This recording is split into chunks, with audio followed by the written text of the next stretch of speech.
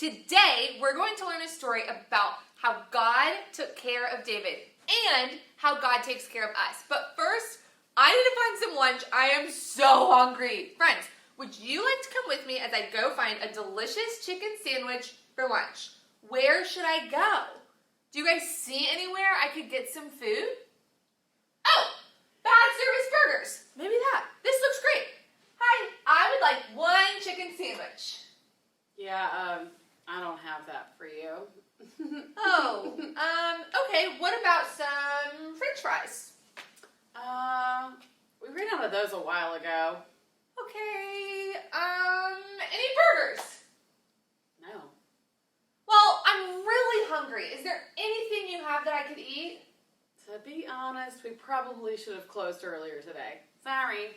Okay, well, that was not very helpful. I need some lunch. Do you guys see anywhere else I could get a chicken sandwich? Oh, Churchy Chicken. I'll try this place. Hi, how are you? How may I serve you today? Well, this is more like it. I would love a chicken sandwich, please. My pleasure. How else may I help you? Wow, this is awesome. I'd also like a fries and a lemonade. My pleasure.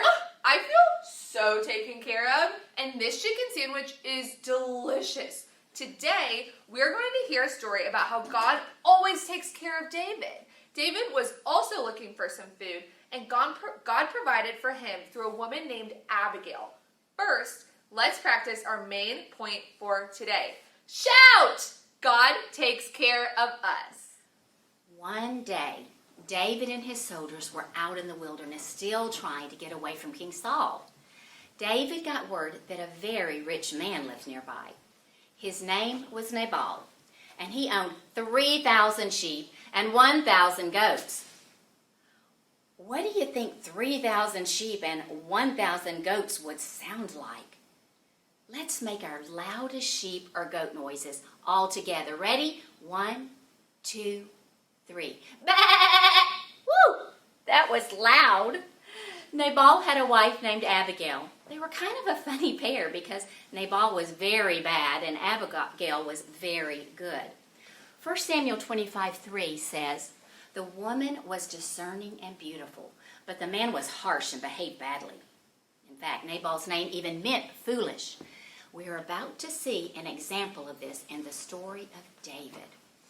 So, David sent 10 of his men to visit Nabal, who was shearing his sheep. It was a woolly, busy day. Get it? David and his men had once protected Nabal's sheep and goats, and now they were in need. They needed food to eat. What do you think Nabal said to David's men? Let's read together again from 1 Samuel 25. "Who is David, who is the son of Jesse? There are many servants these days who are breaking away from their masters. Shall I take my bread and my water and my meat that I have killed for my shearers and give it to the men who come from I do not know where?" Nabal said, "No." Can you believe it? Show me with your face how you think David reacted when he found out Nabal said no. David was angry. His men needed food, and the person he had protected in the past said no. Even though Nabal made a bad decision not to help David, God had a plan to take care of David, and he used Nabal's wife, Abigail, to do it. One of Nabal's servants went to Abigail and said, "Oh no, Nabal did it again. He did something not very smart. He told David no when he asked for food. And David and his soldiers kept us so safe when we needed their help." Abigail knew just what to do. She took 200 loaves of bread, wine, 5 sheep, grain, hundreds of raisins, and 200 fig cakes, and packed all of that yummy food on some donkeys. What do you think you would like to eat most out of all of that? I might like the fig cakes. Without telling Nabal, Abigail and the servant rode toward David on the donkeys. When they arrived, Abigail apologized for Nabal's meanness and offered David all the food. She also praised God and asked God to continue to protect David. Let's read what she said to David in 1 Samuel 25, 28-29. For the Lord will certainly make you a sure house, because you are fighting the battles of the Lord, and evil shall not be found as you so long as you live. If men rise up to pursue you and to seek your life shall be bound in the bundle of the living in the care of the Lord your God. And the lives of your enemies he shall sling out from the hollow of a sling. Isn't that amazing promise that Abigail delivered to David about how God was always take care of him? Abigail delivered God's message in two ways.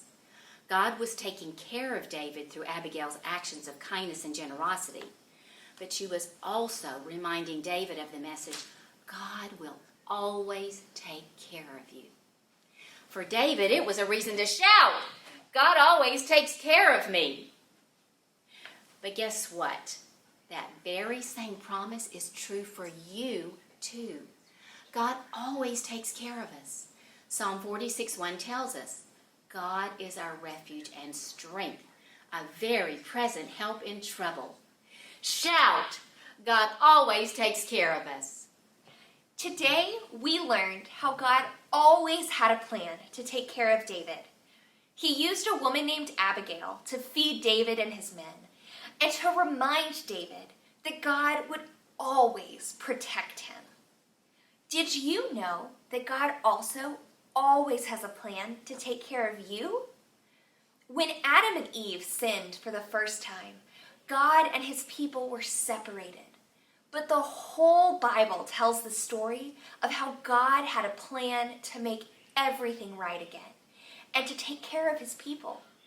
Like Abigail reminded David that God would protect him, there are so many times in the Bible that God reminded his people that he would protect them and take care of them. And those promises came true in Jesus. God even made David a very big promise called the Davidic covenant, that someone from David's family would take care of the people of Israel forever by being their king. Do you know who that person was? Jesus. When Jesus died for the forgiveness of our sin, he reconciled us to God. Reconciled is a big word. It means he made things right between us and God. Nabal rejected David, but Abigail stepped in to make things right. We reject God when we sin and disobey his commands, but Jesus stepped in to make things right. God's plan was to send Jesus to make things right between us and God, and to take care of us forever. What did Abigail use to take care of David? She fed him.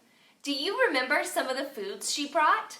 Bread, sheep, raisins, grains, and fig cakes. Everyone take out your paper plate and some crayons or markers. Spend a few minutes drawing the feast Abigail brought David and his men. We can shout because God always has a plan to take care of us. Okay, friends, let's end today by praying. So glad that you were with us. Pray with me. Dear Heavenly Father, thank you for this sweet time for us to all be together. Even though we're apart, it's so good to know that we're all learning about you in our homes and together, so we thank you for that. Lord, I do pray that you would help us learn more and more about the way that you made things right between us and you through your Son, Jesus. So we thank you so much for his love and his friendship and his sacrifice by giving himself up on the cross to die for us so that we could have a right relationship with you. So we thank you so much for that, Lord, and I pray that you would be with all of our friends who are watching this and that you would bless them and bring them back to us again tomorrow.